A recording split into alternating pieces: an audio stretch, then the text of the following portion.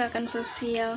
Beberapa tahun terakhir telah terlihat ledakan gerakan protes di seluruh dunia, dan teori-teori akademis berlomba untuk mengejarnya. Buku ini bertujuan untuk membuat pemahaman kita lebih jauh tentang asal-usul, transaksi, keputusan, dan hasil gerakan sosial dengan mendorong dialog di antara banyak tradisi pemikiran, lintas negara-negara Eropa, dan lintas benua. Buku ini juga sangat menyambut pekerjaan yang mensintesis atau membandingkan yang berbeda pendekatan terhadap gerakan sosial, seperti tradisi budaya dan struktural, mikro dan makro sosial, ekonomi dan ideal, atau kualitatif dan kuantitatif.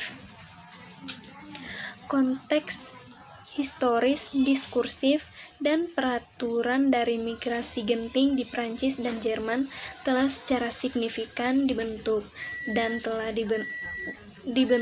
oleh episode kontroversial, prosedur administrasi yang berbeda mengenai ketidakteraturan dan suaka juga telah menghasilkan keluhan yang berbeda, di mana individu dan kelompok telah dimobilisasi. Di Prancis, dengan struktur sistemnya yang akomodasi suaka berukuran kecil, serta mapan, besar kemungkinannya komunitas migran berbahasa Prancis dan pasar kerja yang lebih terbuka. Banyak migran berbahaya tetap dan dimobilisasi di luar rumah sakit jiwa. Menurut sistemnya, hidup dalam ketidakteraturan menjadi lebih rumit, mengingat kontrol yang lebih ketat di ruang publik dan di lokasi produksi di Jerman.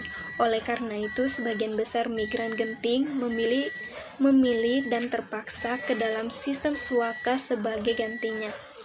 Banyak juga yang tetap sebagai individu dengan duldung di Jerman saat klaim suaka mereka ditolak, mengingat kesulitan khusus dari sistem suaka Jerman. Banyak genting migran telah memprotes sistem suaka dengan merugikan, berpengaruh pada kesehatan mental mereka dan inklusi sosial. Dinamika interaktif berlangsung selama rangkaian protes di Paris antara tahun 2008 sampai 2010 yang menggarisbawahi berbagai aspek kerapuhan relasional dalam aktivisme berbahaya.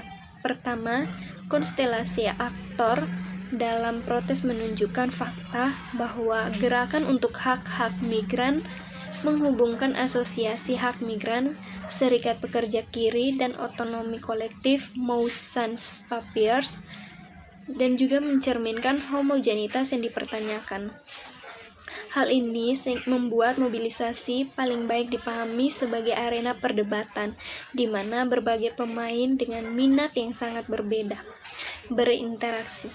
Hierarki dan tradisi CGT yang berorientasi pada hasil dengan minat dalam menempatkan perdagangan persatuan di pusat perhatian, keyakinan kelompok yang diorganisir sendiri untuk menjadi orang-orang yang berbicara untuk diri mereka sendiri, kegelisahan banyak asosiasi dengan salah satu dari dua posisi dan kantor prefek, di mana akhirnya semua aktor bergantung, tetapi siapa yang mengatur ikatan rapuh, terutama dari sebuah jarak, belum diketahui. Yang kedua, analisis menunjukkan bahwa mobilisasi migran seringkali melakukan banyak perjuangan untuk hak sebagai mendapatkan pengakuan sebagai subjek politik. Bahkan jika intervensi CGT mungkin mendukung jalan menuju regulasi, hal itu merugikan proses emansipasi migran genting. Serangkaian serangan yang dikoordinasikan oleh CGT dan Devandroits tercapai. Regulasi beberapa Mous Sans Papiers menurut Baron 2011. Karena itu, kekuasaan yang asimetris memperkenalkan titik putus yang sensitif dalam aliansi rapuh seperti itu. Protes La Capelle mengungkapkan dinamika perbedaan pendapat bermigrasi di sebagian besar konteks yang tidak menguntungkan, direduksi menjadi kondisi kehidupan yang telanjang.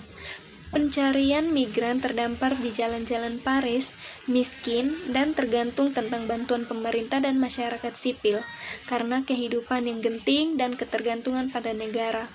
Bentuk perlawanan yang terkuak berbeda dari protes lain yang digambarkan dalam buku ini. Tindakan perlawanan yang genting ini agak instrumental, dengan tujuannya untuk memecahkan masalah individu langsung, masalah seperti akses ke akomodasi dan nasihat hukum selama prosedur suaka. Meskipun demikian, dalam spasialitas yang kontradiktif dari kem darurat dan jongkok, interaksi kontroversial dengan polisi, serta sekumpulan pendukung yang heterogen memungkinkan perubahan perasaan kemarahan dan dehumanisasi untuk sementara diubah menjadi mobilisasi politik. Terlepas dari kualitas relasional dan mengganggu ini, ruang otonomi genting terbuka, ikatan sosial dengan pro penerima manfaat, dan di dalam komunitas migran yang beragam juga sangat rapuh dan rawan untuk fragmentasi dalam konteks di mana perlawanan adalah cara bertahan hidup yang selalu memprioritaskan kebutuhan dasar daripada mobilisasi jangka panjang. Protes Oranian Plains mengungkapkan bahwa para migran berbahaya mampu untuk meningkatkan perhatian publik dan memobilisasi pencari suaka dan media dengan bergerak dari lokasi yang terisolasi secara sosial dan spasial ke pusat kota.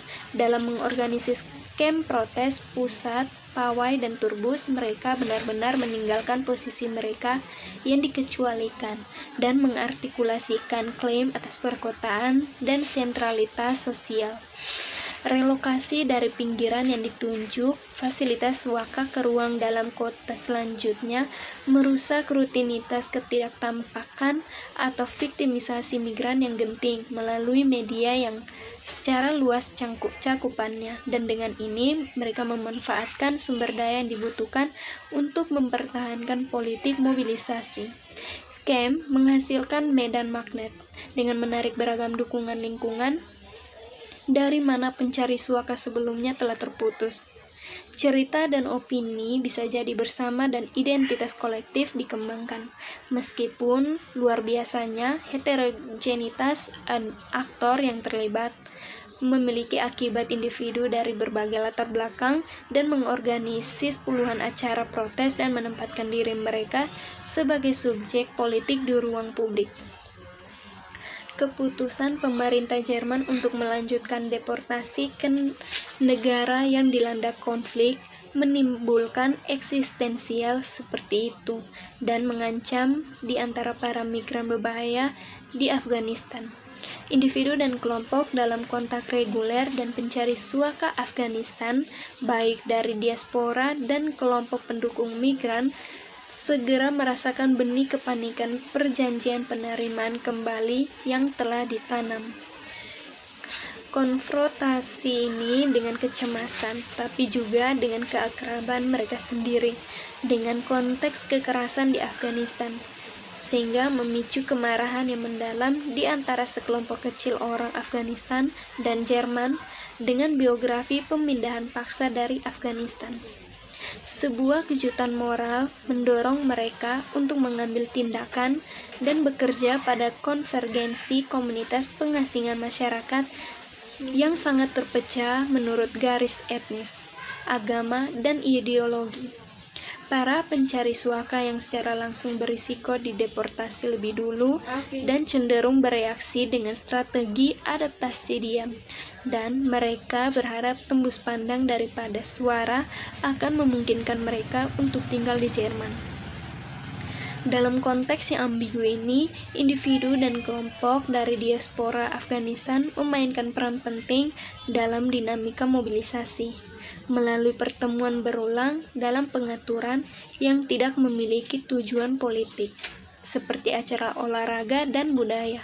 Mereka memfasilitasi pemberdayaan individu yang kehilangan haknya, dan mereka juga membangun jembatan sementara antara fraksi-fraksi yang berbeda di Afghanistan diaspora dengan mengkombinasikan berbagai ancaman eksistensial dan ruang yang disediakan oleh asosiasi pendukung migran dan Afghanistan yang lebih mapan, dan memungkinkan penciptaan pemain majemuk besar dengan identitas Afghanistan. Terima kasih.